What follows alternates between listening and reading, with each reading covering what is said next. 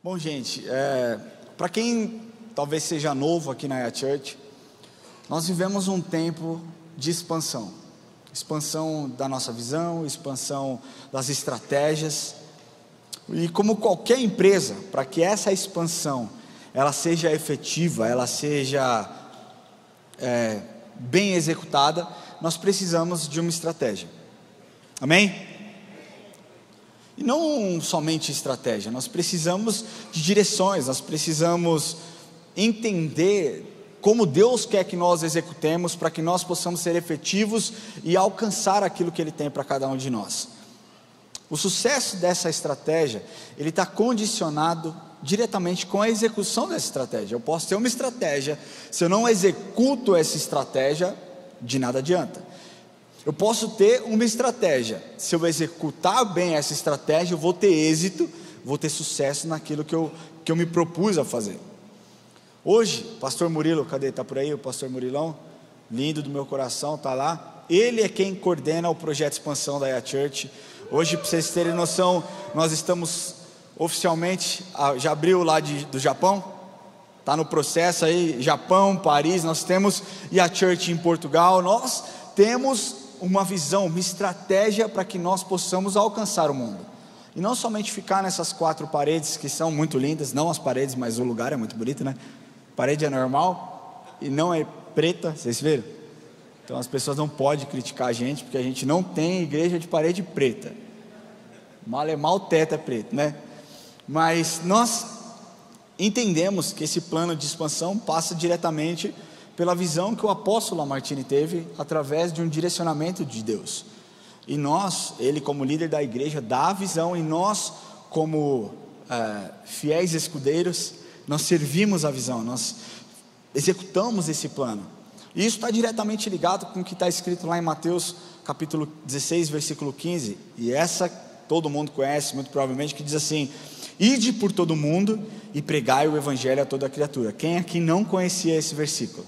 Talvez você seja novo, não conheça, está tudo bem, mas o que nós precisamos entender é que quando nós lemos esse texto, ide por todo mundo e pregai o evangelho a toda criatura, o que nós precisamos ver quando nós entramos de fato no texto, é que esse verbo, ele está no particípio da língua original, e o particípio da língua original é como se fosse o nosso gerúndio, então indo por todo mundo. A sua melhor definição é indo por todo mundo, ou enquanto vão ao mundo, vocês preguem o evangelho, né? O id, quando nós lemos ide por todo mundo e pregai o evangelho a toda criatura, o id ele dá a sensação de um destino, né, pastor? Ide, você vai, quando você chegar você prega, e não é isso que a palavra de Deus nos mostra. É o que? Enquanto você estiver indo, você vai encontrando as pessoas, e você vai falando de Jesus, e você vai pregando o evangelho, e isso é lindo. Obviamente que isso nos tira da zona de conforto, porque o confortável é ficar quieto, a não ser que você tenha uma veia de evangelismo, você se retrai quando você tem a oportunidade de pregar o evangelho. Isso é natural, acontece com todo mundo, mas o id e o indo ao mesmo tempo serve tanto para aqueles que são mais tímidos, quanto aqueles que conseguem desenvolver de forma mais eloquente esse chamado. Enfim, ide por todo mundo e pregar o evangelho a toda criatura não é uma palavra que saiu da minha boca, está escrito na Bíblia, o próprio Jesus disse isso, a estratégia dele sobre isso. Agora, quem aqui sabe o que é evangelismo ou evangelização? Pode levantar a mão aí. Quem aqui sabe o que é evangelismo ou evangelização? Dandara, você não sabe o que é evangelismo ou evangelização? Quem não sabe o que é? Evangelismo, muitas pessoas que têm pavor dessa palavra, muitas pessoas que têm medo, porque não conseguem desenvolver, e hoje um dos objetivos dessa mensagem é desmistificar um pouco a respeito do evangelismo, da evangelização, mas muitas pessoas travam com isso, e o que nós precisamos ensinar às pessoas é que a evangelização, o evangelismo, ele é prático. Evangelismo nada mais é do que você falar para alguém que existiu um homem era Deus, se fez carne, desceu aqui à terra, há mais de 2000 anos atrás, e essa pessoa se chama Jesus, e Ele, com o seu infinito amor, com a sua infinita bondade, através da sua graça, Ele decidiu, por livre e espontânea vontade, entregar a sua vida na mão de pessoas, para que Ele fosse condenado, para que você não mais precisasse ser condenado, então para que você tivesse e fosse redimido do pecado que estava sobre a sua vida. Jesus Cristo levou sobre si, na cruz do Calvário, os meus pecados, os seus pecados, e nós somos livres e podemos ter acesso a Ele. Esse é o evangelismo. E você diz para essas pessoas: olha, o meu Deus tem um diferencial, porque enquanto todos os outros deuses morreram e não voltaram, o meu voltou, o meu vive até hoje. Basicamente é isso. Eu falando dessa forma, facinho, babinha falar de evangelização ou evangelismo, não é verdade? Agora, evangelismo ou evangelização, ele não fica só no campo da teoria, ele entra na prática, ele é uma ação, e você precisa fazer isso, e não uma ação desenvolvida de qualquer jeito. Nós precisamos entender que existem estratégias de evangelismo, estratégias para que você seja efetivo na sua forma de evangelizar. Quantos aqui são proprietários de empresa? Levante sua mão bem alto para nós tivermos aí. Glória a Deus. Deixa eu fazer uma pergunta. Estou vendo. Perguntar para o senhor. Eu não sei qual é o ramo de atuação da sua empresa, mas vamos falar que é vendas. Se você quer aumentar as vendas da sua empresa, você cria uma estratégia de marketing, estratégia de venda. Você cria alguma coisa para que você consiga aumentar as suas vendas, consiga ter maior ganho. Estou errado ou estou certo? É isso aí, né? Agora, você faz isso de qualquer jeito? Você simplesmente fala assim, ó, para aumentar as minhas vendas sobre produto A, eu simplesmente vou dar 30% de desconto. Você faz isso sem olhar o custo dele? Você faz isso sem olhar o seu custo operacional da sua empresa, sem ver se vai conseguir pagar os salários, vai conseguir pagar os impostos, vai conseguir tirar o seu prolabore? Você não faz isso. Existe uma estratégia. Não é feito de forma desordenada. Amém? Todos que têm empresa partilham da mesma ideia? Sim ou não? Gente, vocês estão mal hoje. É a chuva? Interage comigo aqui. Sim ou não? Sim. Amém. Falando de guerra, nós estamos vendo uma guerra entre Israel e Hamas. O sucesso da missão dessa guerra por parte de Israel passa diretamente pelas estratégias que eles estão adotando. Prova que eles são estratégicos é que eles não entraram desordenadamente na Palestina, na faixa de Gaza, e acabaram com tudo. Tudo na nossa vida nós precisamos de estratégia, e o evangelismo tem também objetivos, o evangelismo tem também métodos, e nós podemos utilizar desses métodos para otimizar e facilitar a nossa prática do evangelismo. Não é um bicho de 7 cabeças, evangelismo é fácil, e hoje eu quero que você abra sua mente, porque você vai sair daqui pronto para evangelizar qualquer um que você trombar na rua, amém? Pense em uma pessoa que você gostaria de estar aqui, que não conhece Jesus. Você consegue pensar em 10 segundos? Então, Deus vai te mostrar hoje, de forma bem prática, como você deve se preparar para evangelizar essa pessoa, amém? Glória a Deus, todos comigo? Sim. Amém, glória a Deus. Ô gente, aí vocês me deixam mais feliz, né? Para falar sobre evangelismo, nós poderíamos citar todos os discípulos de Cristo, mas eu quero falar especificamente sobre o apóstolo Paulo. Vou dar um exemplo sobre estratégia, sobre foco, sobre planejamento do apóstolo Paulo. O apóstolo Paulo, para vocês terem noção, ele se converteu por volta do ano de 34 depois de Cristo, né? E morreu entre 64 e 65 depois de Cristo.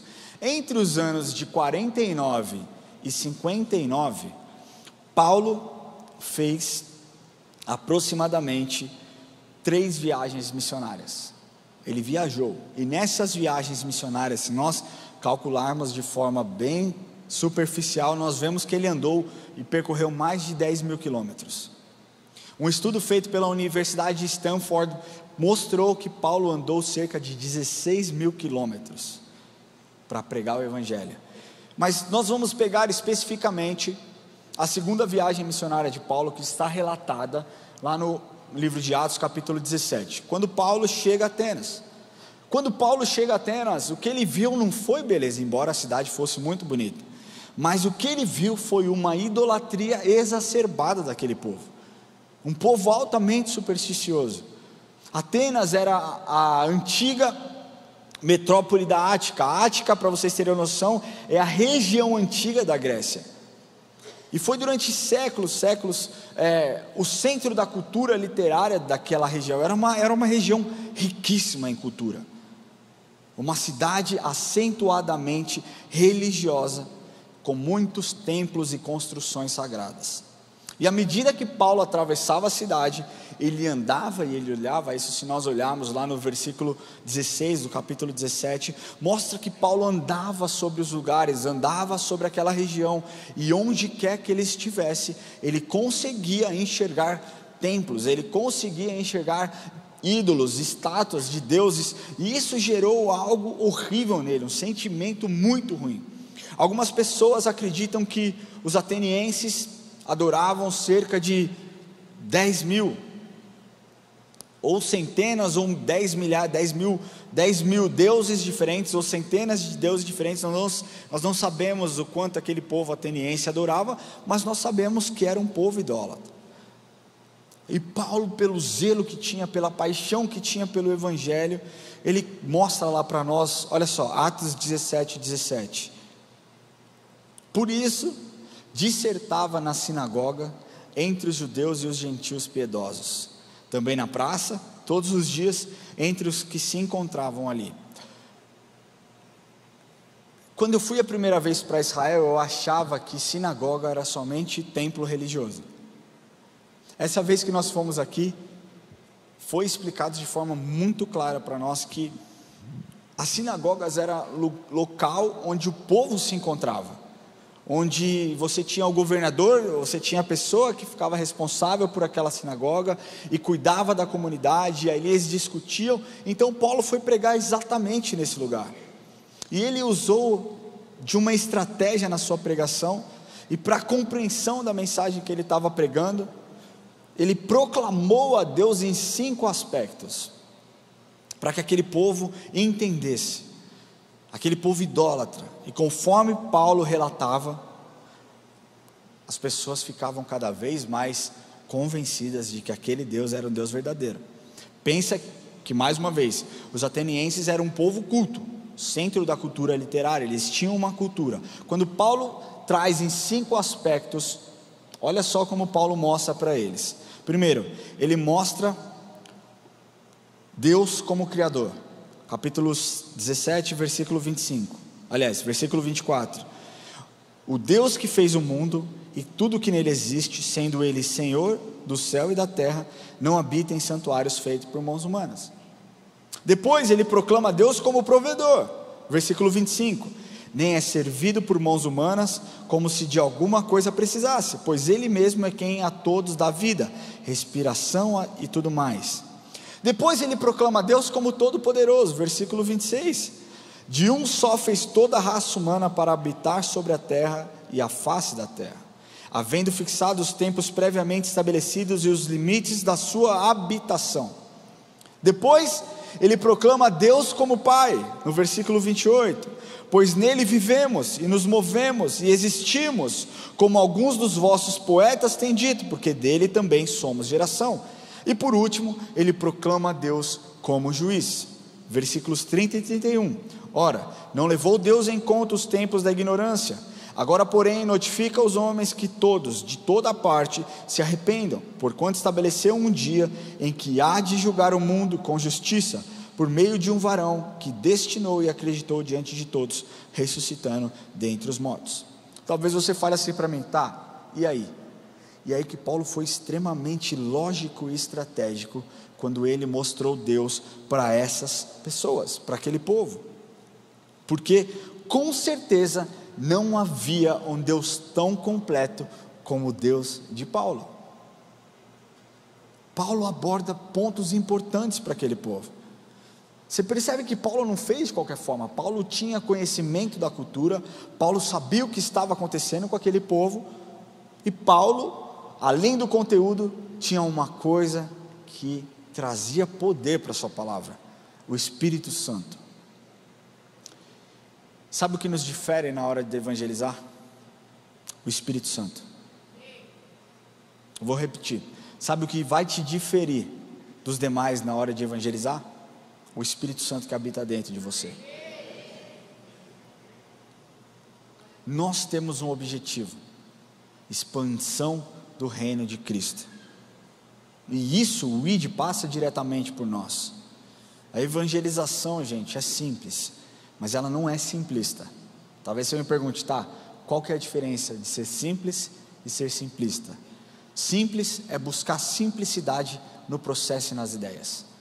Já ser simplista é adotar uma abordagem superficial, rasa, sobre a resolução do problema, sem considerar a complexidade do contexto, da época e outras nuances dessas questões. Não tem como você ser simplista quando você fala de evangelho, embora o evangelho seja simples. E hoje eu quero abordar com vocês 5 dimensões do evangelismo. O evangelho só cresceu o que cresceu porque os discípulos foram extremamente estratégicos na hora de falar, e eles usaram, tanto Paulo quanto todos os outros discípulos usaram dessas 5 dimensões que eu quero falar com vocês. E eu posso garantir para vocês que se vocês abrirem os seus ouvidos, prestarem atenção, Deus vai trazer revelação e você vai sair daqui encorajado para evangelizar a pessoa que você pensou aí e muitas outras. Amém? Glória a Deus. Abra sua Bíblia no livro de Atos, capítulo 2, versículos 36, por favor. Atos, capítulo 2, versículo 36.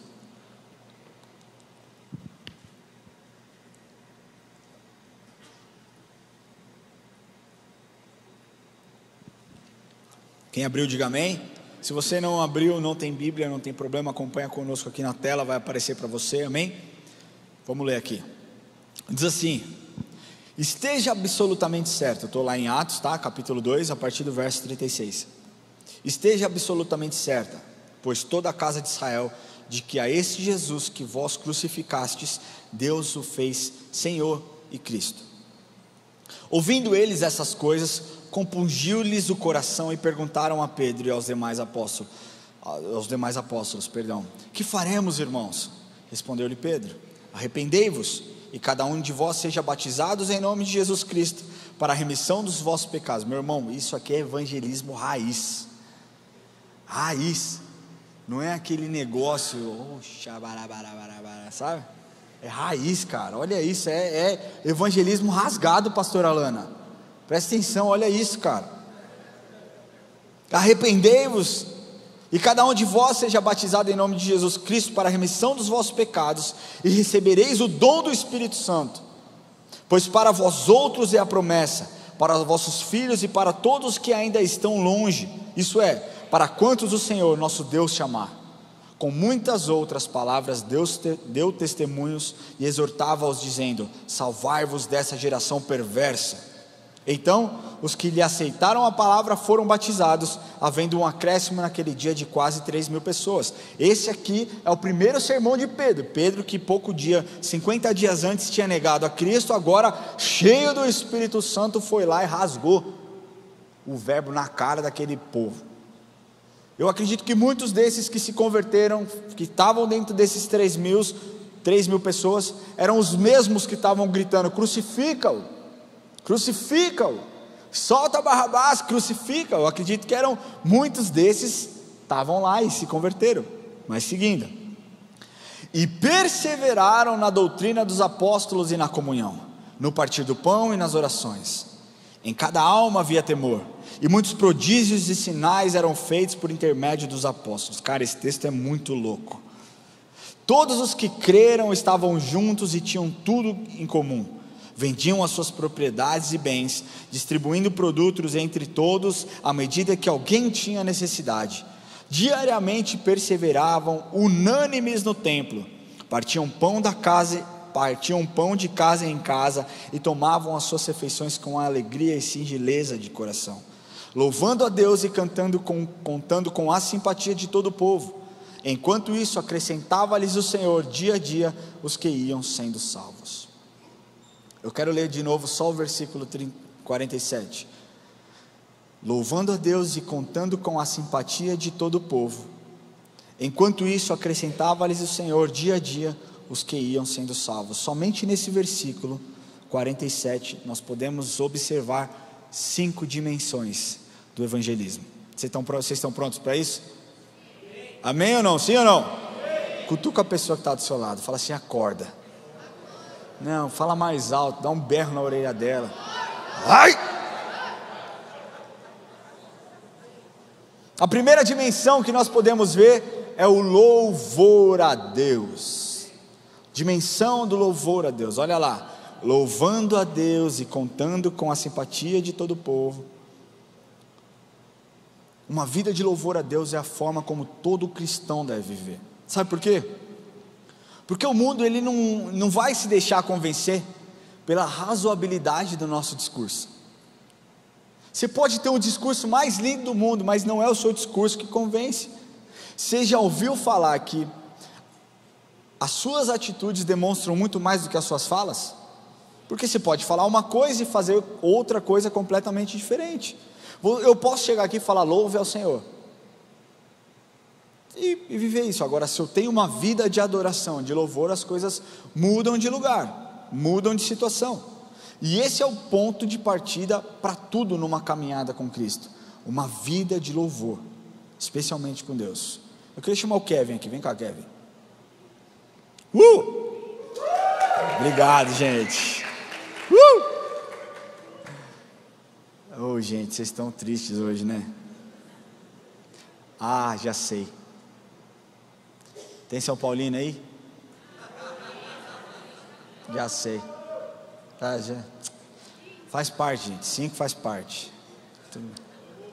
Kevin, se eu te desse a oportunidade de apresentar a pessoa mais importante da sua vida hoje, a Roseli está aí? Não? Então tá bom, então a gente pode falar isso. A Roseli é a mãe dele, né? É uma situação delicada, né? Quando a gente fala quem é a pessoa mais importante da sua vida, ela vai falar, lógico, a minha esposa. Se a mãe está junto, cara, cria uma coisa estranha, né? Mas se eu te desse a oportunidade, finge que eu não conhecesse você, que eu não conhecesse, você está entrando num lugar, no seu ambiente de trabalho, na festa com o seu chefe, você quer apresentar a pessoa mais especial da sua vida, como que você falaria dela? Pega, Isa, grava para você ter guardado aí. Finge que eu sou seu chefe, tudo bem? Tudo bem. Boa noite, tudo bem? Eu queria te apresentar a pessoa que eu mais amo nessa vida. Uau. Que é a minha esposa, Isadora Mira Fürsteron. Ela é uma pessoa... Pode bater o palmo, me conta mais dela. Obviamente eu acho ela uma pessoa maravilhosa, linda, espetacular. E todo mundo que vive ao redor dela consegue ver que ela é uma mulher forte, uma mulher excelente em tudo que ela faz, mas ela também é uma mulher muito amorosa, muito meiga e que me ama de todo o coração. Uau, tá contratada. Eu nem sei para que você vai trabalhar na minha empresa, mas já te contratei já. Obrigado. Glória a Deus, aplauda. Eu vou te explicar o porquê que eu fiz isso.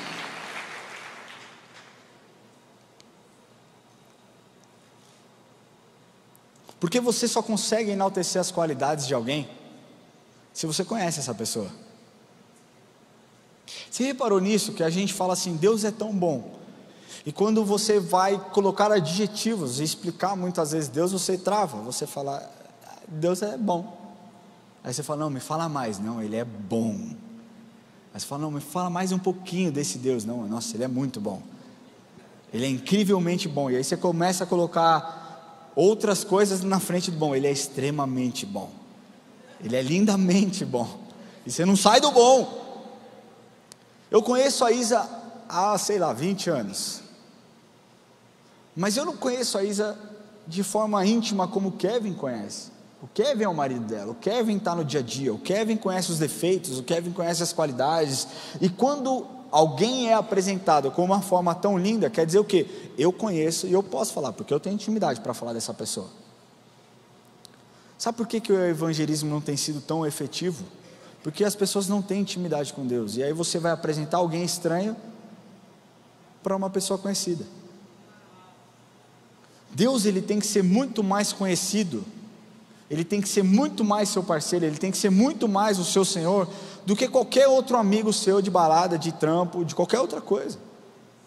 As pessoas conhecem mais os amigos do que conhecem a Deus. Por isso, se fosse o oposto, Deus, deixa eu te apresentar esse meu brother aqui, olha só, esse aqui é fulano de tal, gosta de uma cerveja, toma uma cerveja comigo, faz isso, faz aquilo, e aí você desenrola o que aquela pessoa é, e o contrário você não consegue falar. Uma vida de louvor é você saber que Deus é Deus, Ele está no topo da sua vida, Ele é a pessoa mais importante, que nada mais importa. Se o mundo desabar e Ele estiver lá, é o que você precisa. Isso é uma vida de adoração. O louvor, ele tem essa característica. Você adora a Deus por quê? Porque você sabe quem Ele é, você conhece quem Ele é de forma íntima. Aqueles discípulos louvavam ao Senhor, porque eles sabiam que Jesus era a fonte das bênçãos, tanto espirituais como temporais. Sabiam, eles viram, eles viveram com Jesus, eles tinham experiências com Jesus. Além de ter uma vida com Jesus, tudo aquilo que eles faziam, eles viam o Senhor em todas as coisas, eles viam as misericórdias das suas obras, eles viram, eles viveram, então eles poderiam falar a respeito de uma vida de louvor. A verdade é, enquanto nós adoramos ao Senhor, nós criamos intimidade. Sabe por que existe uma barreira tão grande na hora do louvor? Porque Satanás conhece e sabe o poder que uma adoração genuína tem. Sabe quando você vem para a igreja, para um louvor que nem hoje, cara, a unção estava assim, demais, muito ungido, mas muitas pessoas travadas. Sabe por quê? Porque Satanás quer que você fique travado. Porque o louvor demonstra intimidade. Quando você louva ao Senhor, quando você adora ao Senhor, você adora quando você está feliz, você adora quando você está triste, você adora quando você está preocupado, você adora quando você está alegre, você adora Ele o tempo inteiro. E eu acredito que esse é o primeiro passo de uma estratégia muito efetiva para você evangelizar. Nós precisamos parar de ter tempos de louvor e adoração. Não, eu vou agora no meu carro ter o meu tempo de louvor e adoração. Não, louvor e adoração é um estilo de vida. Você faz isso o tempo inteiro, todo dia. Onde você estiver, você louva ao Senhor. Louvor não é só música, gente. Louvor é suas palavras, aquilo que expressam as suas orações. Uma vida com Deus genuína, isso é louvor. Isso é adoração. Primeiro passo para você ser um evangelista: adore ao Senhor em todo tempo. A segunda dimensão que eu quero falar é a dimensão da simpatia. Isso aqui pega muita gente. Quem é que se considera uma pessoa simpática? Levanta a mão, simpáticos. E os humildes? Levanta a mão, os humildes. Simpático e humilde, levanta as duas mãos. Uhul! Simpatia, olha só, dimensão da simpatia. Vamos ler de novo o versículo 47, diz assim: louvando a Deus e contando com a simpatia de todo o povo. Deixa eu tentar explicar uma coisa.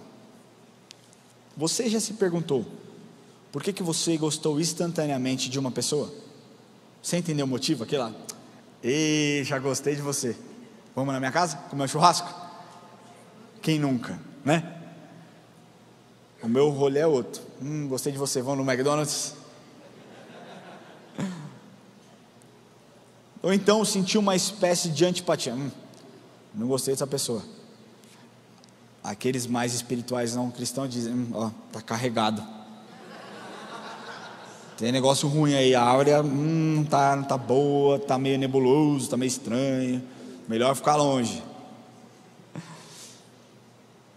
Gente, essa atração ou repulsa que nós sentimos, elas não ocorrem simplesmente porque nós ouvimos. Muitas vezes de ver as pessoas, a gente já tem uma pré-definição daquelas pessoas.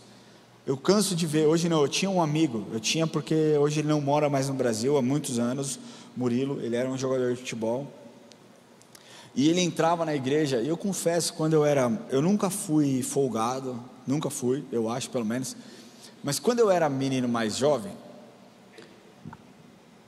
as pessoas olhavam para mim e falavam, loirinho, não sei o que, e ele falava, eu entrei na igreja, e a primeira coisa, quando eu te vi, eu pensei, eu vou quebrar ele no meio, eu vou bater muito nele. E depois ele veio me contar essa história, e eu falei, irmão, como que você fala uma coisa dessa? Nós é brother, nós é parceiro. Ele falou, não, mas eu não te conhecia. Eu falei, mano, mas só de olhar você já... Ele falou, só de olhar eu já senti um negócio estranho. Eu falei, isso é amor, cara. Mas sabe, a verdade é que existe um conjunto de aspectos que precisam ser considerados para que nós conquistemos a simpatia ou para que nós conquistemos a antipatia das pessoas. Existe um sociólogo francês que fez um estudo a respeito disso, e nesse estudo ele enfatiza que toda e qualquer pessoa sofre a influência tanto do seu meio, do meio onde ela viveu, onde ela cresceu, quanto do meio de pessoas que ela se relaciona. Então, nesse estudo, ele diz que nós precisamos considerar o ambiente, nós precisamos considerar tanto o agente emissor quanto o agente receptor, nós precisamos mostrar muita coisa. Ele diz que a disposição, a atitude demonstrada, na nossa disposição em ouvir, muitas vezes em valorizar aquilo que a pessoa está falando, muitas vezes em valorizar a presença da pessoa, vai gerar um interesse sincero pela mensagem. Então, quando você está ouvindo alguém, quando você vai evangelizar alguém, deixa eu te falar, você não é o centro do mundo, você não é o centro do universo, não é um monólogo, não é assim, ó, agora eu falo, você fica quieto, eu vou falar de Jesus, você quietinho, deixa que eu falo, não é assim. Muitas vezes a estratégia você precisa contar e ganhar a simpatia da pessoa, para que a pessoa consiga se abrir e falar aquilo está no coração dela. Então você consegue ser muito mais certeiro quando você vai abordar situações. Às vezes você faz uma leitura sem conversar com a pessoa, e quando a pessoa fala, abre o coração, fala, você fala, putz, ela sabe mais de Bíblia do que eu. O que ela precisa não é de uma explicação que Jesus nasceu, morreu e ressuscitou. O que ela precisa é de um enchimento do Espírito. Então, ao invés de evangelizar aqui, eu vou orar. Quando você for evangelizar, não é um monólogo, é uma conversa, e uma conversa muito simpática. Tudo significa, a escolha do vocabulário significa, o tom da voz que você vai usar. Imagina só eu evangelizando alguém, irmãos, você se não aceitar Jesus, vai para o inferno, infeliz. Eu conquisto alguém com isso? Conquisto? O máximo o cara vai lá e falar, mano, esse maluco é um lunático, é doido.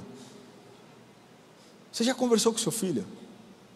Quando você ajoelha no mesmo nível do seu filho, por que muitas vezes é importante você se colocar no mesmo nível do seu filho? Para você olhar olho no olho. Quando você olha olho no olho, você tem empatia, e você consegue. Agora imagine eu olhando meu filho e falar, filho, eu te amo muito. Você vai assustar. Agora se eu falo, filho, papai te ama muito, cara, você é muito especial para mim. Você entende que o tom de voz muda o ambiente? A forma como nós falamos, a nossa postura, a nossa expressão fisionômica, sabe, a nossa linguagem corporal, tudo tem um sentido. A arrogância é antagônica à simpatia. Uma pessoa simpática, ela cativa a atenção das pessoas. Agora, não te faz lembrar que Jesus deve ter sido muito simpático, para ele cativar a atenção de tantas pessoas? Gente, as pessoas faziam fila para andar com Jesus, para ouvir as mensagens de Jesus. Jesus não era um cara arrogante, embora ele tivesse toda a palavra, todo o conhecimento, toda a verdade, ele nunca menosprezou ninguém. Hoje nós vivemos em um tempo onde o discurso de amor, ele ganhou uma roupagem da hipergraça, enquanto o discurso de julgamento, de juízo do Senhor, ganhou um tom odioso, um tom raivoso. Nós precisamos entender que quando nós falamos de Jesus para alguém, que nós já recebemos a revelação, que nós somos felizardos por ter noção daquilo que foi nos passado, porque nós somos felizardos porque o nosso nome está no livro da vida. Nós precisamos, ao evangelizar alguém, ter um olhar de graça e de misericórdia, não um olhar de julgamento. É fato que aqueles que não se converterem, que não entregarem o seu coração para Jesus, vão para o inferno. Isso é o que a palavra de Deus diz. Mas não é isso que nós temos que falar. Quando você vai evangelizar alguém, você precisa focar na graça de Deus e não no pecado que a pessoa vive. E eu não estou falando que você tem que passar a mão na cabeça das pessoas, não. O problema é como que você vai falar de pecado para uma pessoa que não sabe o que é o pecado. Acontece que hoje nós carregamos esse negócio de eu sei tudo, você não sei nada, você não sabe nada. Eu conheço a verdade e você não conhece a verdade. Você precisa mostrar para essa pessoa que Jesus é o caminho, Jesus é a salvação, Jesus é a resposta, Jesus é o amor. É tudo sobre Jesus. Não é sobre aquilo que você acha, é sobre aquilo que Ele fez na cruz. Isso vai fazer as pessoas olharem de uma outra forma. Mais uma vez eu digo, o evangelho, o evangelismo, ele pode ser simples, mas ele não é raso. Ele é extremamente profundo. Extremamente profundo. Mas o que nós precisamos dizer para as pessoas é que você não precisa fazer nada para se tornar filho. Ele já fez. O que você precisa fazer é aceitar. É isso que nós precisamos dizer para as pessoas. Terceira dimensão que eu quero falar para vocês, que os discípulos agiam, é a dimensão da naturalidade. Diz lá, vamos lá no versículo 47 de novo: louvando a Deus e contando com a simpatia do povo, enquanto isso acrescentava-lhes o Senhor dia a dia os que iam sendo salvos. Esse ponto aqui é muito bom. Sabe por quê? Porque eles não precisavam de um evento, eles não precisavam de uma conferência, eles não precisavam de uma vigília, eles não precisavam de um acampamento, eles precisavam de uma oportunidade, e a oportunidade era dada no dia a dia, daily basis. Eles estavam sempre disponíveis, e prova disso é que não existiu uma grande conferência para evangelismo. Primeira grande conferência do apóstolo Pedro, você está convidado, banda com apóstolo Tiago, não tinha isso. No dia a dia o Senhor ia acrescentando, e eles iam falando, eles tinham a oportunidade, eles falavam. E é isso que nós temos que entender, porque muitas vezes as pessoas esperam, por exemplo, os jovens, um acampamento para ter um encontro especial com Cristo. É lógico que o acampamento é um ambiente propício, é um ambiente diferente, mas não é somente no acampamento, não é sobre o ambiente, é sobre aquele que se manifesta nos lugares. Sabe, às vezes você quer esperar o momento certo para falar de Deus para sua amiga. Não, vou levar ela nesse domingo, porque esse domingo vai ser diferente. A banda A vai tocar, o pastor X vai pregar, e Deus vai se mover como se o poder do convencimento estivesse na mão da banda, na mão do preletor, ou nas luzes. Nós precisamos entender que isso tem que ser natural, e para ser natural precisa estar dentro de nós. Entendeu? Para ser natural tem que estar dentro de você todo dia. A palavra tem que estar no seu lábio, o Espírito vivo no seu coração, e quando isso acontece, flui naturalmente. Quando a palavra de Deus está nos seus lábios, o Espírito na sua vida, quando você fala de Jesus, flui naturalmente. Sabe por quê? Porque a palavra de Deus diz que a boca fala do que está cheio o coração. Você entende isso? Dimensão da naturalidade. O dia que isso estiver claro para você, meu amigo, você vai soltar isso e nem vai perceber. Você vai estar numa roda de conversa, você vai falar e vai falar: bicho, ó, falei aqui, nem me liguei. Falei aqui que Jesus é bom e nem sabia. E com a simpatia que você carrega, cara, você vai ver que as pessoas não ficam ofendidas. Ai não, eu não vou falar de Jesus hoje, porque senão a pessoa vai se ofender. Vou esperar o tempo certo. Não tem tempo certo. Você precisa falar de Jesus a tempo e fora de tempo. Você entendeu? Todo dia a dia, todo dia a dia. O que você precisa ser é ser sempre a mesma pessoa. Na sua faculdade, no seu trabalho, na sua casa, com a sua família, na sua igreja, seja naturalmente. E a evangelização não vai somente servir para um dia na semana ou uma ação que a igreja faça, mas ela vai estar constantemente. Eu posso te falar uma coisa? Existem inúmeros jeitos de você evangelizar as pessoas. A forma como você vive a sua vida mostra uma forma de evangelismo. Esses dias eu estava vendo um vídeo do Felipe Melo. Ele é muito louco, né? Muito maluco, né? Quem conhece Felipe Melo, jogador? Levanta a mão quem conhece aí. Quem não conhece o Felipe Melo, levanta a mão. Misericórdia, vocês não assistem futebol não, gente? Ele eliminou o Brasil na Copa de 2010. Felipe Melo é um jogador que já jogou pela seleção brasileira, jogou pela Inter de Milão, que é um dos maiores clubes da Itália, jogou pelo Galatasaray da Turquia, jogou pelo Palmeiras aqui, o Guarani da capital, jogou também.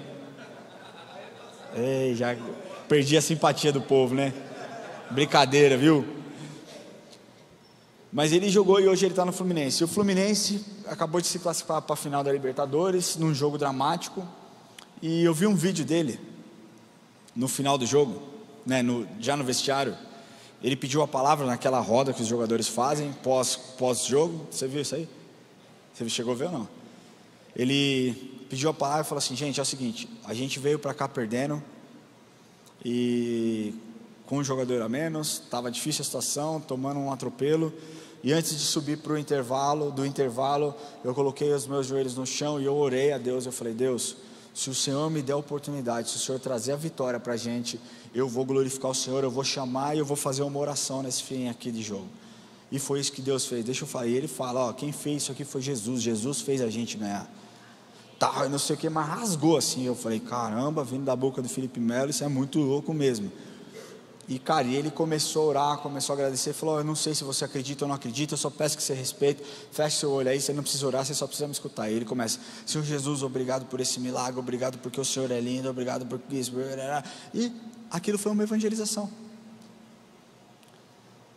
Sem ele perceber a sua gratidão pelo mover, pela ajuda divina, pelo favor de Cristo, cara, evangelizou as pessoas a partir daquele momento conheceram o caráter de Jesus. O problema é que a gente quer ficar criando ambiente, não está no ambiente, está nele. Deixa eu te falar, quando ele está no lugar, não importa se você está numa igreja de 12 mil pessoas, se você está numa reunião de 30 pessoas, se você está numa reunião, você e o seu sócio, se ele estiver no ambiente, tudo muda. Você não precisa criar um ambiente, você precisa criar um hábito de relacionamento com Jesus. É isso que você precisa ter. E aí ele se manifesta no ambiente. Amém? A quarta dimensão que eu quero falar para vocês é a dimensão da coerência e da autoridade. Coerência e autoridade é fundamental nesse processo. Aí você vai falar: pô, mas coerência do quê? Deixa eu te falar uma coisa: coerência de viver aquilo que é apresentado. Por exemplo, você iria num nutricionista e falasse assim para ele: olha só, seu nutricionista, eu vim aqui porque eu preciso fazer uma reeducação alimentar, eu preciso aprender a comer brócolis, que cheira muito ruim, eu não sei por que brócolis fede tanto. Gente, parece que eu estou comendo dentro do banheiro, negócio horrível, gente. Mas tudo bem. Ah lá, já perdi já. Nutricionista, né? Ó, seu nutricionista, aí ele vai falar: ó, você vai comer brócolis, você vai comer cenoura, você vai comer isso, você vai comer aquilo, e aí você fala. Então, aí o problema é o seguinte: aí o nutricionista está falando isso, aí daqui a pouco você, opa, bate o olho na mesa, uma lata de Coca-Cola, um pacote do McDonald's, e você vai falar: irmão, você está querendo me ensinar a comer direito e você comendo tudo errado. Você daria ouvidos para um nutricionista desse? Sim ou não? Você iria num dentista que tem o dente tudo podre para tratar o seu dente? Por quê? Porque não tem lógica. O cara não consegue cuidar do dente dele, vai querer cuidar do seu? Não é verdade? Isso em tantos aspectos da nossa vida. Aqueles discípulos, eles sabiam que coerência e autoridade era fundamental no processo de evangelismo. E eles usavam histórias daquilo que eles ouviram, daquilo que eles viram. Eles usavam exemplos de Jesus, combinado muitas vezes com o trabalho social que eles faziam. Eles não eram seletivos. Eles evangelizavam todo homem, e depois eles cuidavam do homem todo. Você entende isso? Eles evangelizavam todo homem, qualquer homem que passasse pela frente deles, eles evangelizavam, e depois eles cuidavam do homem. As pessoas, elas te observam muito mais do que elas te ouvem. Muitas vezes você nem vai precisar falar, as pessoas automaticamente vão enxergar algo diferente, então elas vão falar: cara, eu quero aquilo que você possui. O que você possui? Por que o mundo está desabando e você tem paz, você está tranquilão? Aí você vai falar: cara, é que eu tenho a paz de Deus em mim, a paz que excede todo entendimento. E o cara vai falar: meu, eu quero isso. E aí você vai ter a oportunidade de falar: vem cá, vamos orar junto. Muitas vezes você nem vai precisar ir atrás, as pessoas vão vir até você, não que isso exclua o fato que você deve buscá-lo, mas o exemplo que você dará te deixará com maior autoridade para falar. Deixa eu te falar uma coisa: não adianta você ficar no seu trabalho, na roda de pessoas que ficam falando mal, e depois querer pregar um evangelho de amor. Isso é ser duas caras, isso é ser falso. Não adianta você ser o rei do bullying e depois ir falar: não, Jesus te ama como você está, como você é. Nós precisamos ter coerência naquilo que nós falamos, nós precisamos viver aquilo que nós falamos, sabe? Você pode falar do amor de Cristo se você viver o amor de Cristo. Você pode falar do Deus que traz provisão se você realmente viver e conhecer o Deus que traz a provisão. Você pode falar do Deus que te salvou se Ele realmente te salvou. E eu posso falar de evangelismo porque um dia alguém me evangelizou. E a quinta dimensão que eu quero falar, e essa é a mais importante, é a dimensão da soberania de Deus. Olha lá, versículo 47: louvando a Deus e contando com a simpatia de todo o povo, enquanto isso acrescentava-lhes quem acrescentava? Não está escrito acrescentava-lhe o pastor, acrescentava-lhe o diácono, acrescentava-lhe o musicista, o ministro de louvor. Quem acrescentava? E a primeira coisa que você precisa entender num processo de evangelismo é o seu papel. O seu papel dentro do processo. Porque muitas vezes nós queremos fazer aquilo que nós não fomos chamados para fazer. Você não foi chamado para convencer ninguém. Você foi chamado para falar de Cristo. Quem convence é o Espírito Santo. Você sabe o que significa evangelizar no dicionário? Significa levar o evangelho, pregar, falar. Qualquer dicionário que você procurar, vão ser essas três definições: pregar, falar do evangelho, evangelizar. Se você olhar, em nenhum momento existe um significado dizendo convencer alguém. Cara, nunca foi no poder de persuasão de Pedro, nunca foi na história de conversão de Paulo, nem na minha. Quando eu prego aqui, eu posso até ter um sermão, mas quem faz a transformação é Ele. Ah, Ramon, mas eu tenho vergonha. Deixa eu te falar, cara, enquanto você tem vergonha, o mundo está abraçando as pessoas lá fora, e nós somos responsáveis pelas nossas atitudes. Sabe aquela pessoa que você deixou passar no seu caminho, você sentiu que você deveria orar, você sentiu que você deveria falar e você não falou? Um dia você vai prestar conta. Eu não estou jogando peso, maldição sobre a sua vida, não, isso é um fato. Nós somos responsáveis por aceitar de obedecer ou não aceitar e desobedecer. Para você estar aqui hoje, alguém teve que se expor. Para que você pudesse ouvir essa mensagem hoje, alguém teve que se expor, alguém teve que sair da sua zona confortável. Eu lembro a primeira vez que eu fui pregar, eu travei, eu não queria pregar de jeito nenhum, eu chorei, eu falei: não sou chamado para isso. Deus foi quebrando, eu tive que me expor. E se você está aqui hoje recebendo essa mensagem, é porque eu tive que sair da minha zona de conforto. Não pense você que só porque nós pregamos toda semana, isso aqui é uma região confortável para nós, porque aqui nesse lugar eu sou somente a boca do Senhor. Eu não tenho controle. Quando você não tem o controle, isso te deixa extremamente desconfortável. É muito louco, porque toda vez que eu subo aqui, eu não sei o que vai acontecer. Eu não sei aonde vai acabar essa mensagem, como que vai acabar, se Deus vai usar do sermão que eu preparei, se Ele não vai usar nada como semana passada. É tudo por Ele, tudo para Ele. E o que nós precisamos entender é o nosso papel. O seu papel é falar, o dele é convencer. Talvez você ainda não tenha conquistado essa pessoa que você tanto deseja conquistar, porque você está tentando convencê-la, ao invés de simplesmente falar. É a mesma coisa do processo de cura. Eu já contei a história para vocês, mas eu comecei a orar por cura e ver as manifestações sobrenaturais de Deus, quando eu entendi que o meu papel não era curar, que o meu papel era orar. Quando eu entendi que Ele é quem cura e eu sou a pessoa que ora, está tudo certo. Mas se Ele não curar, não é um problema meu, é um problema dele. Você fala com Ele. Eu estou fazendo o que a palavra diz: e porão as mãos sobre os enfermos e serão curados. Então vem aqui, eu vou impor as mãos sobre você e eu vou declarar a cura sobre a sua vida. Mas Deus não me curou. Daí você pergunta para Ele, cara. No processo do evangelismo, o seu papel é falar. E eu quero concluir essa mensagem falando que o evangelho é simples. Jesus Cristo nasceu, se fez carne, habitou entre nós, por conta dos nossos pecados decidiu se entregar para que você não fosse mais um prisioneiro da maldade, mas para que você pudesse ser livre, livre da condenação do inferno, livre das acusações, livre de um sentimento de não pertencimento. Jesus Cristo se entregou para que você pudesse viver, e 3 dias depois Ele ressuscitou, mostrando e desmoronando, fazendo cair por terra o plano de Satanás sobre toda a humanidade.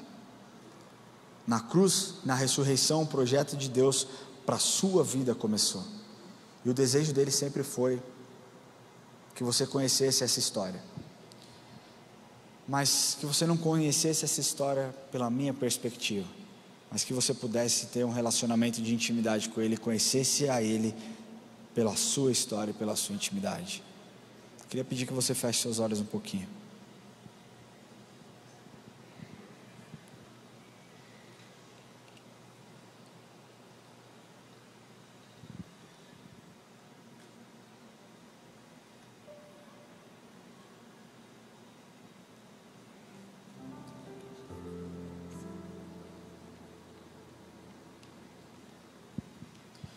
Você conhecer Jesus através da minha história, ou através da história de qualquer outra pessoa, não vai gerar intimidade, não te faz próximo de Jesus. Saber que Ele fez uma obra incrível na minha vida, saber que Ele me resgatou do império das trevas, que Ele me deu perdão, que Ele me deu paz, isso tudo não vai mudar a sua vida, mas mudou a minha. E eu não posso falar que eu conquistei isso, mas Ele conquistou por mim através de uma intimidade, a partir de uma entrega que eu fiz a Ele. Intimidade é você conhecer bem, é você conhecer as características. Intimidade é você poder rasgar o seu coração sem cerimônias, sem medo do que pode pensar, do que podem pensar ou do que pode acontecer. E a verdade é que Jesus sempre desejou ter intimidade com você. Mas para que isso aconteça, para que essa intimidade aconteça, é necessário que você também deseje esse relacionamento. Relacionamento é uma via de 2 mãos, não adianta uma pessoa só querer e a outra não.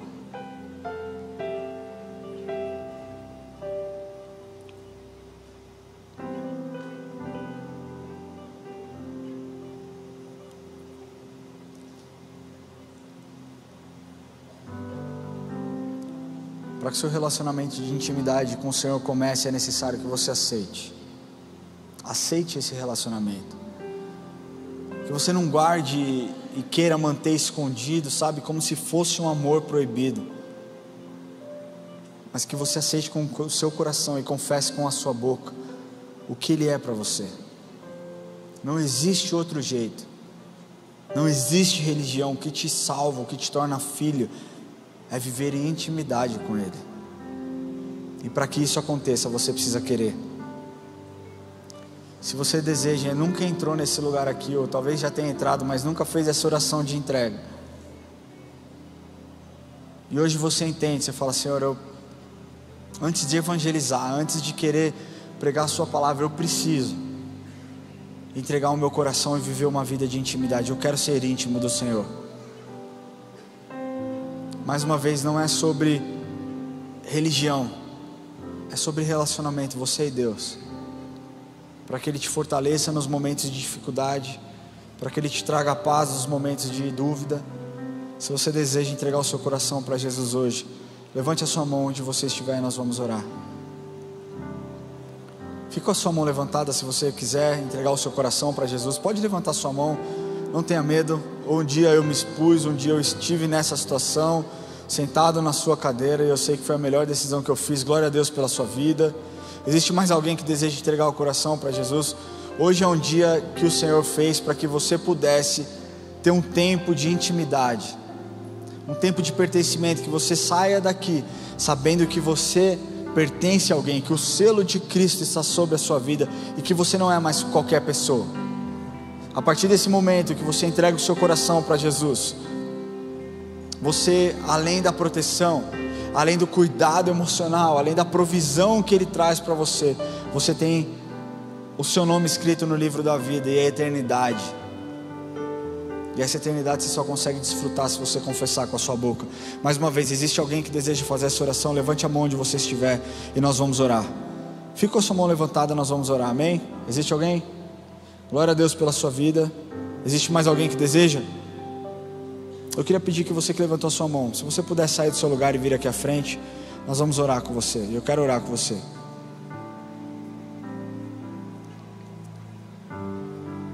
Glória a Deus pela sua vida.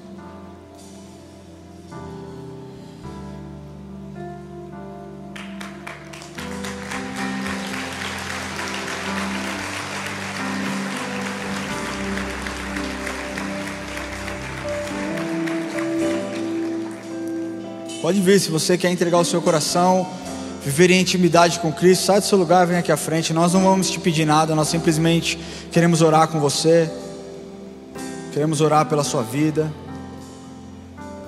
Glória a Deus, glória a Deus.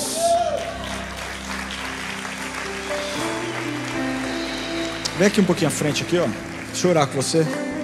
Vem aqui um pouquinho aqui à frente aqui, ó. Queria pedir que vocês colocassem as mãos no coração de vocês, e que vocês repetissem essa oração comigo. Senhor Jesus, hoje eu entrego a minha vida em tuas mãos.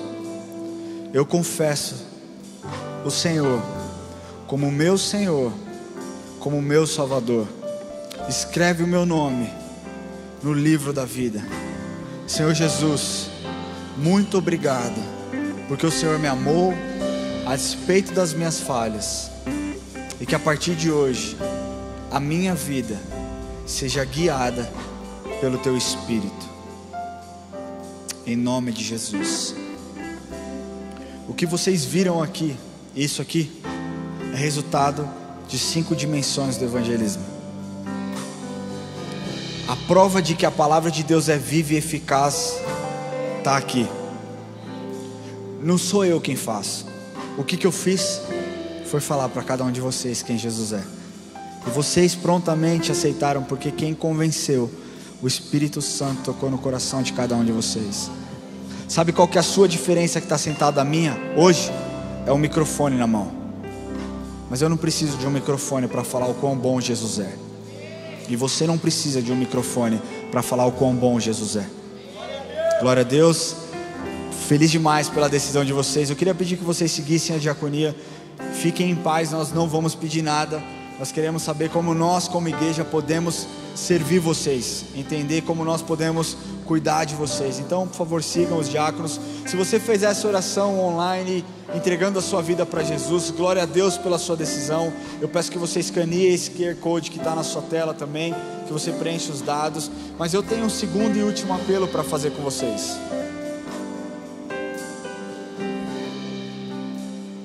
Eu queria pedir que você ficasse em pé. E eu queria te fazer uma pergunta.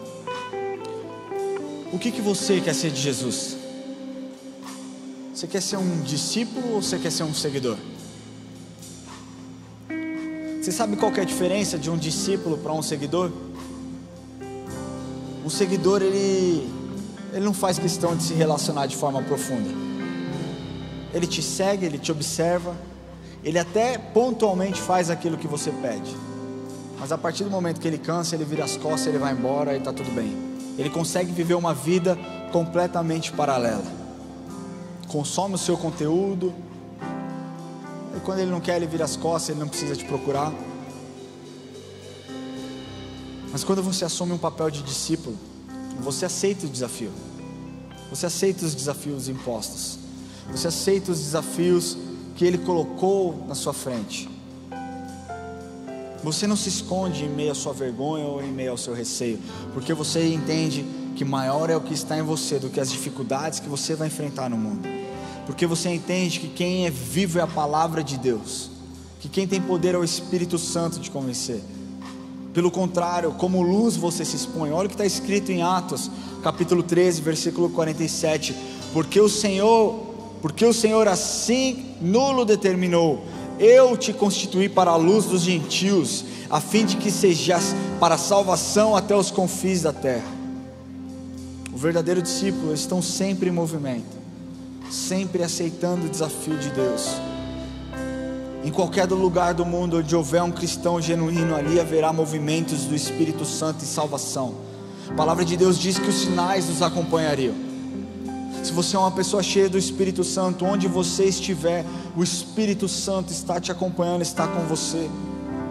Discípulo genuíno não fica parado, não consegue ficar parado, não consegue rejeitar um bom desafio.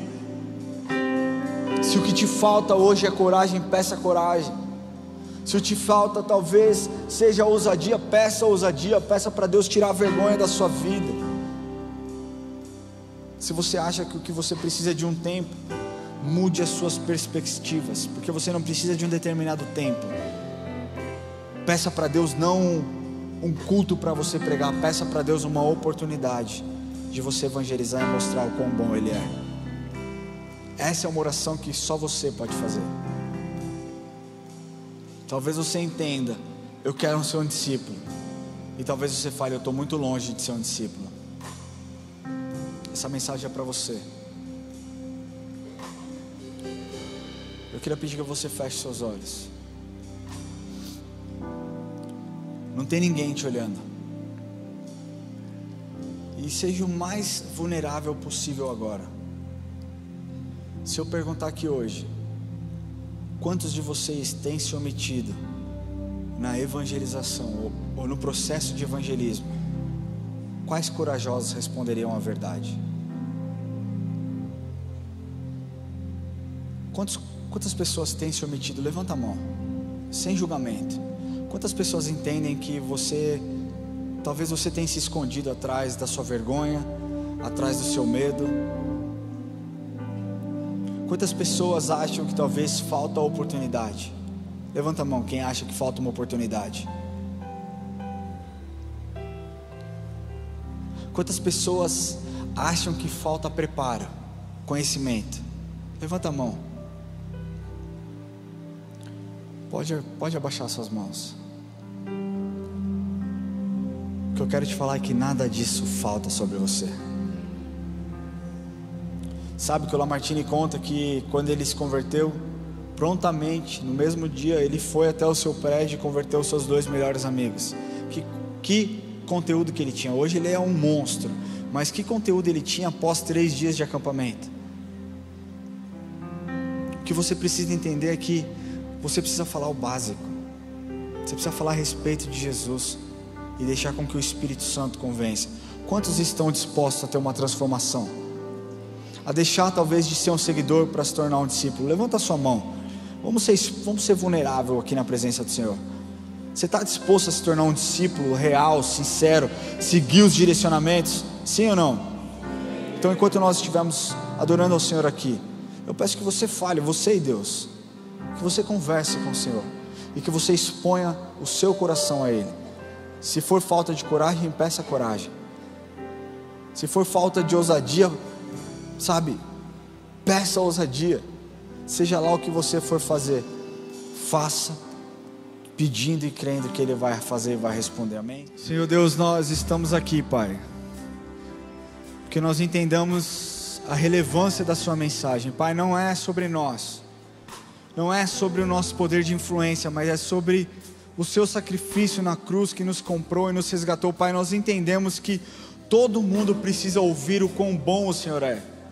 Senhor, não é certo que nós nos acovardemos, Deus, diante talvez do medo, diante talvez da incerteza, da insegurança. Senhor, nós não queremos, Deus, vestir essa capa. Senhor, nós queremos estar revestidos do seu poder, da sua autoridade, e que tudo aquilo que nós façamos, nós possamos glorificar o seu nome, porque isso é uma forma de evangelismo. Deus, o Senhor enxergou a oração de cada um dos teus filhos. Nós entendemos, Deus, que aquilo que foi começado lá na igreja primitiva e que nos trouxe até os dias de hoje, onde nós estamos, Deus, não pode morrer aqui, Pai. Pai, enquanto muitas pessoas têm falado muitas besteiras, Deus, nós que temos o conhecimento da verdade, precisamos nos expor, Deus, sabe, para quebrar essas mentiras, para quebrar, Senhor, esse evangelho fraco que tem sido pregado, onde o homem é o centro. Não, Pai, nunca foi sobre o homem, sempre foi sobre o Senhor é o centro. O Senhor é o centro, é para tudo, toda a honra é para o Senhor, toda a glória é para o Senhor, tudo aquilo que nós façamos é para o Senhor, Deus. Deus, para aqueles que talvez não se sintam corajosos, Deus, que o Senhor possa derramar sobre eles, Senhor, uma unção de autoridade, uma ousadia que vem dos céus, Deus. Para aqueles que têm medo, que o Senhor tire, Senhor, essa capa, Senhor, do medo, e revista o Senhor de coragem, Pai. Que eles possam se lembrar que o Senhor, mesmo o Senhor sendo santo, se entregou naquela cruz, Deus, mesmo suando sangue de tanta tensão, decidiu se entregar. Deus, o que é o nosso esforço, se comparado àquilo que o Senhor viveu, é nada, Pai. Deus, que nós possamos, que o Senhor possa trazer à nossa memória tudo aquilo que o Senhor passou naquela cruz, para que nós pudéssemos ter a liberdade, e que nós pudéssemos também falar dessa liberdade, Deus. Pai, evangelização não é algo complexo, mas Satanás tem tentado, Senhor, criar uma coisa pesada. Deus, não é pesado, o seu evangelho é leve, o seu fardo é leve, a sua palavra é leve, ela traz transformação, e é isso que nós queremos. Deus, nós não queremos mais ser um seguidor do Senhor, te olhando de longe e dando tchau. Nós queremos nos relacionar, Deus. Por isso nós te pedimos, conta conosco, Pai. Se você deseja que o Senhor conte com você, levante a sua mão e diga assim: conta comigo. Conta comigo. Fala com mais convicção. Fala: conta comigo, Jesus. Eis-me aqui, Senhor. Onde o Senhor me mandar, eu vou. Onde o Senhor me colocar para falar, eu vou falar, Senhor.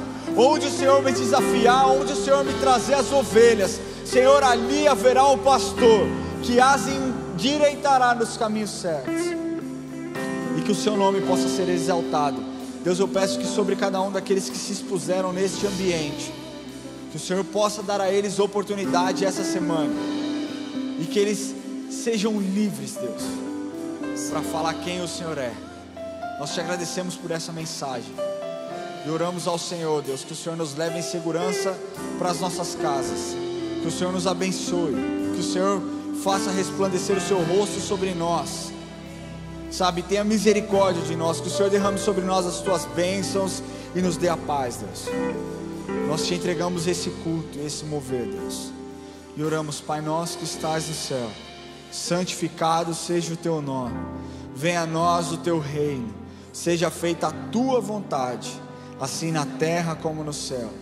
O pão nosso de cada dia nos dai hoje, e perdoai as nossas dívidas, assim como nós perdoamos os nossos devedores, e não nos deixes cair em tentação, mas livra-nos do mal, pois teu é o reino, o poder e a glória para sempre.